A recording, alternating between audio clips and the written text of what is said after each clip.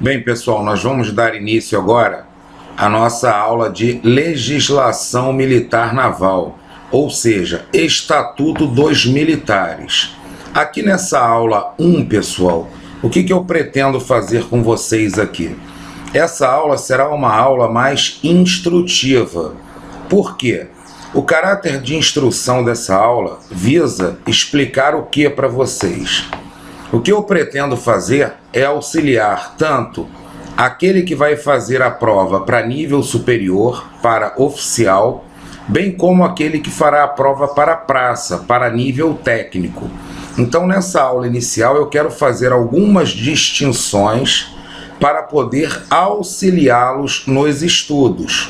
Tá ok? Porque eu sei que tem muita gente que já está lendo por conta própria o Estatuto dos Militares. Algumas pessoas estão fazendo cursos, então eu quero instruí-los de forma que os senhores saibam como estudar o Estatuto dos Militares, em que pese eu darei todas as aulas relativas a esse assunto.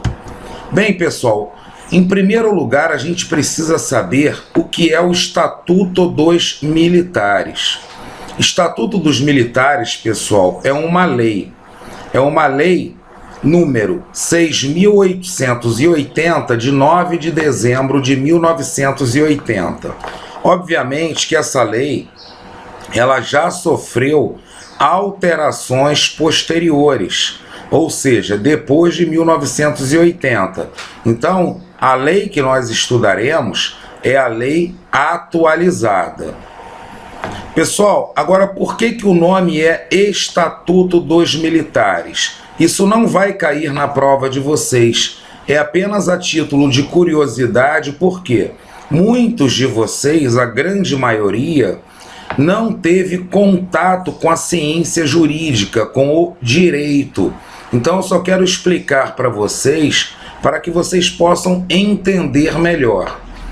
O significado jurídico da palavra estatuto é o quê?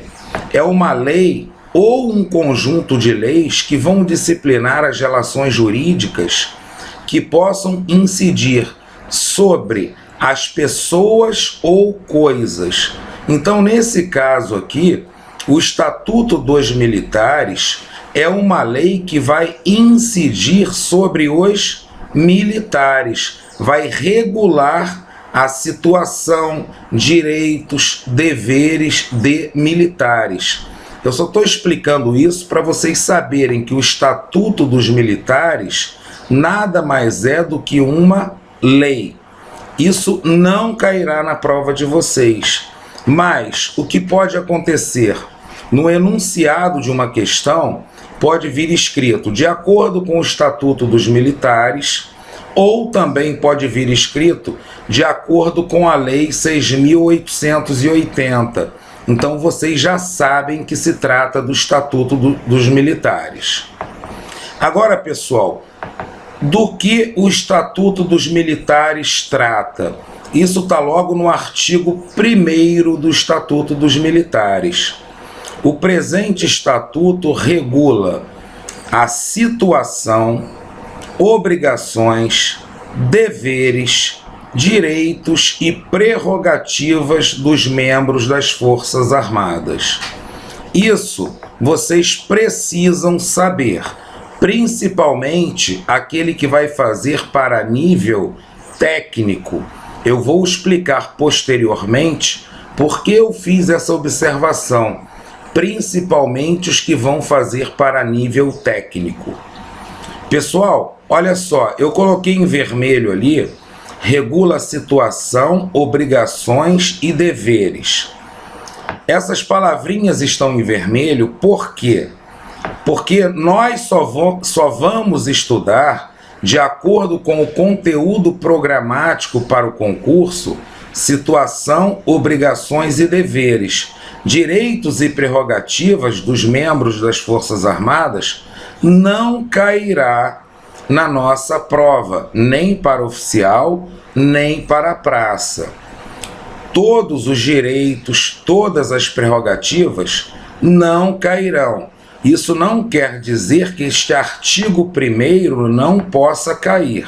São coisas diferentes.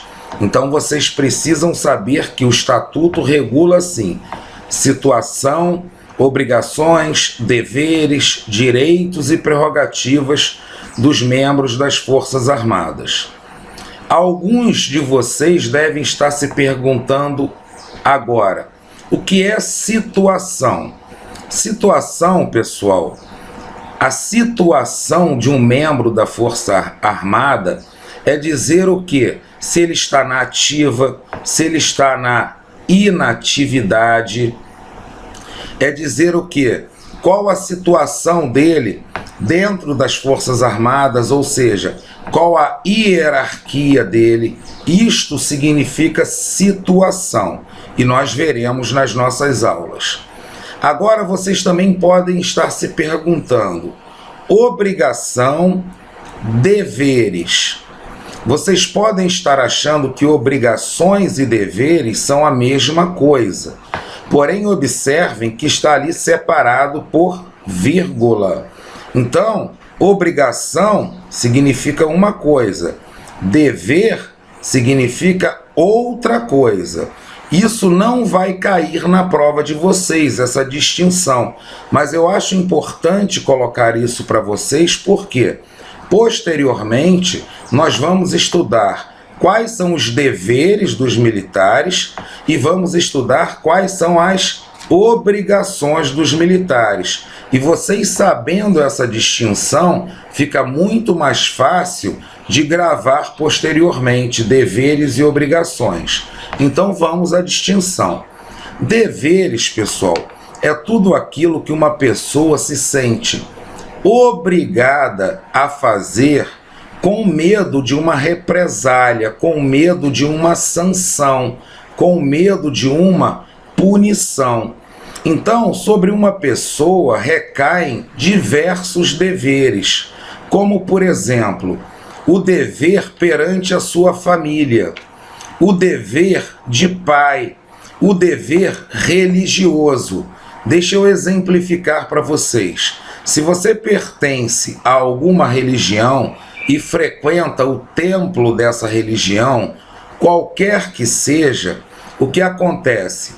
Há determinados preceitos religiosos que vocês têm o dever de seguir por pertencerem àquela religião. Então, dever é o quê? O dever, ele vai abranger várias coisas que o cidadão tem a obrigação de fazer com medo de sofrer uma sanção, mesmo que essa sanção seja uma sanção ou uma punição moral. Já a obrigação, pessoal, ela é uma espécie de dever. Ela também é um dever. A diferença é a seguinte, que no caso da obrigação, a sanção, a punição que essa pessoa vai sofrer caso não cumpra aquele dever, vai ser uma punição, uma sanção que está imposta numa lei. Então a pessoa vai fazer algo em virtude de lei. Essa é a diferença. Deveres é muito mais amplo. Todos nós temos deveres com as nossas famílias, com a religião a que pertencemos, com o grupo social a que pertencemos. Mas a obrigação é um dever específico que está previsto em lei e cuja sanção pelo não cumprimento estará prevista em lei. Por isso que nós temos aqui obrigações, deveres. E depois temos direitos e prerrogativas. Qual a diferença entre direitos e prerrogativas? Prerrogativa, pessoal, também é uma espécie de direito. Só que prerrogativa significa o quê? Para vocês entenderem. A vantagem de uma determinada categoria. Então é um direito específico de uma determinada categoria. Então, quando eu falo prerrogativa dos membros das Forças Armadas, significa que é um direito que somente os membros das Forças Armadas terão. Enquanto eu falo direitos, os membros das Forças Armadas terão esses direitos, mas outras pessoas também terão esses direitos. Isso aqui que eu falei para vocês, pessoal, não vai cair na prova de vocês, mas é muito importante que vocês entendam isso para que o estudo do Estatuto dos Militares possa fluir de uma maneira amena, tranquila. E agora, pessoal, eu quero dar uma orientação com relação à diferença entre a prova de oficiais e a de praças. Vários alunos já têm me perguntado e passado inúmeras mensagens para mim para tirar dúvidas sobre o Estatuto dos Militares. E eu tenho visto alunos que vão fazer prova para oficial, para curso superior, estudando matérias, disciplina dentro do Estatuto dos Militares que não deveria estar estudando, ou seja, esse aluno acaba perdendo tempo. Então eu quero orientá-los nesse estudo, caso os senhores estejam estudando sozinhos. Mas eu já falei para vocês, todas as aulas de Estatuto dos Militares, tanto para oficiais como para praças, eu darei aqui para vocês. Pessoal, eu coloquei aqui exatamente o programa e a bibliografia sugerida para a prova objetiva do processo seletivo unificado de oficiais. Então nós temos aqui a legislação militar naval, que é Estatuto dos Militares. E aqui dentro do programa, nós vamos ter o quê? As partes do Estatuto dos Militares que cairá na prova de oficiais. Que partes são essas? Hierarquia militar e disciplina, cargos e funções militares, valor e ética militar, compromisso, comando e subordinação, violação das obrigações e deveres militares, crimes militares, contravenções ou transgressões disciplinares. Esse é o programa da prova. E o apêndice 6, ele ainda coloca o quê? A bibliografia sugerida. E qual é esta bibliografia? É o Estatuto dos Militares, ou seja, dentro dessa bibliografia nós vamos tirar o programa para nós estudarmos para a prova dos oficiais. O que acontece aqui, pessoal? Para a prova de praça, nós vamos ver que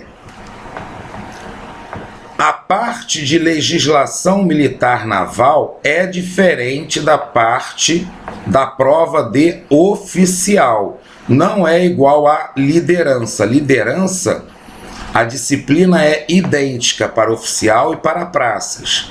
Já nessa parte de legislação militar naval, para praças, além do Estatuto dos Militares, ainda cai o regulamento disciplinar para a Marinha.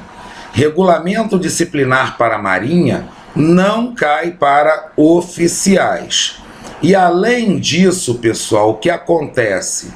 A parte de Estatuto dos Militares constante do programa, que está no apêndice 6 das instruções do concurso, é maior. Estatuto dos Militares para praças vai cair o seguinte: disposições preliminares do ingresso nas Forças Armadas, da hierarquia militar e disciplina, do cargo e da função militares, das obrigações militares, valor e ética militar, dos deveres militares, conceituação, compromisso militar, comando e subordinação, violação das obrigações e deveres militares, crimes militares, contravenções ou transgressões disciplinares e conselhos de justificação e disciplina. Tudo isso vai cair para praças, ou seja, para nível técnico. Eu coloquei aqui em vermelho o quê? aquilo que é comum no Estatuto dos Militares, tanto para oficiais como para praças. Então, a parte que é comum às duas provas para nível superior e técnico é hierarquia militar e disciplina, do cargo e da função militar, valor e ética militar, compromisso militar, comando e subordinação, violação das obrigações e deveres militares, crimes militares, contravenções ou transgressões disciplinares.